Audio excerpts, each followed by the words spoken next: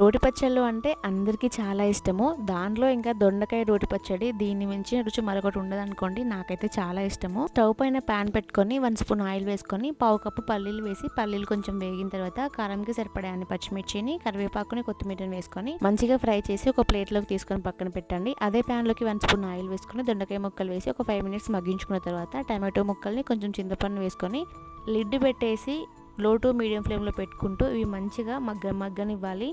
మంచిగా ఈ విధంగా మగ్గిన తర్వాత ఫైనల్గా పసుపు వేసేసుకొని స్టవ్ ఆఫ్ చేసి పూర్తిగా చల్లారపెట్టండి. ఇవి చల్లారేలోగా మనం ముందుగా పచ్చిమిర్చి, పల్లీలు అయితే వేపుకున్నాం కదా, వాటిని రోల్లోకి వేసుకొని ఉప్పుని, జీలకర్రని, ఎల్లిపాయలు వేసుకొని మంచిగా దంచండి.